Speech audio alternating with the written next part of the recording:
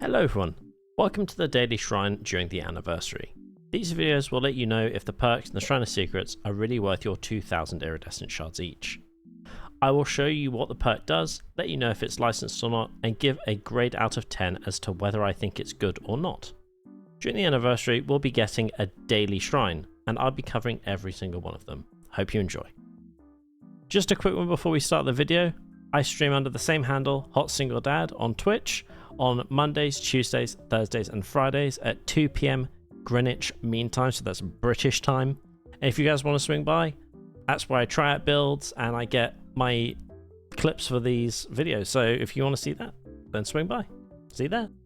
Today, annoyingly, we have another really mid shrine. I don't know why they're doing this during the event. I'm going to give this one another 4 out of 10. We have perks from the Executioner, the Trickster, V and Nia. Those perks are Deathbound, No Way Out, Ghost Notes and Streetwise. Let's get into the Survivor perks.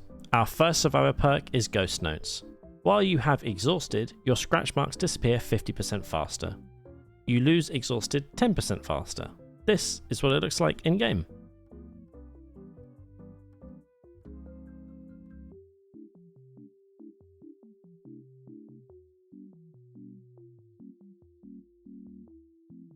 I'm going to give Ghost Notes a 5 out of 10. I don't think it's terrible, but I think it's kind of one of those things where you upgrade your PC and you upgrade your CPU and you literally don't see a difference, but technically it is making a difference.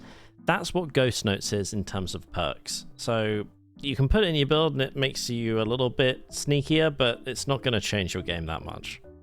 Also, unfortunately, V is not a licensed character. She is newer, but it's still much better value if you go and pick her up in full while she is on sale during the event and get all 3 of her perks by leveling her up in the Blood Web. Our second Survivor perk is Streetwise.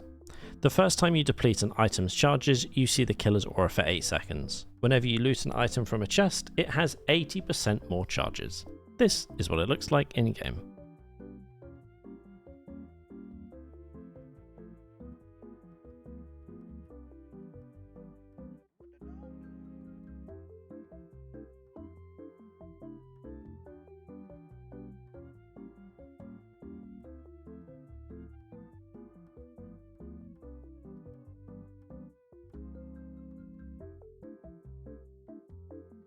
I'm going to give Streetwise a 4 out of 10.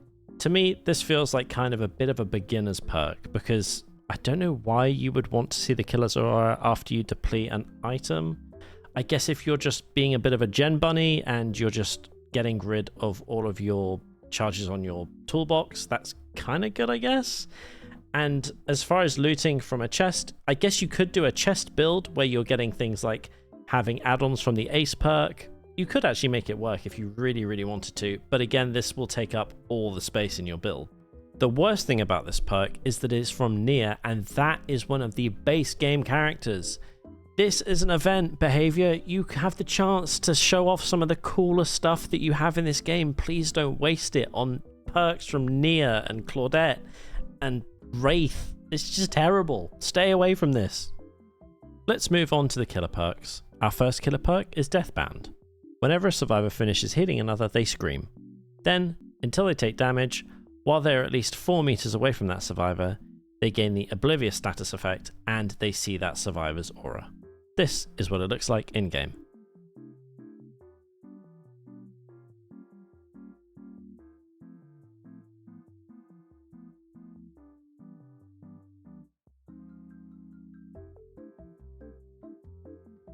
Actually, after debating with my Twitch chat, I could see this being an 8 out of 10.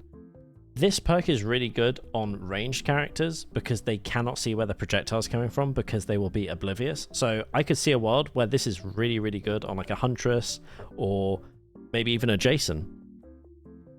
The biggest plus about this perk is that it's from the Executioner or Pyramid Head, and he is licensed, so 100% this is worth picking up. Our fourth and final perk is No Way Out. The first time you hook each survivor, you earn a token. When all generators are completed, when a survivor starts opening an exit gate, it is blocked for 12 seconds plus 12 seconds for each token you have, and you get an alert for it. This is what it looks like in-game.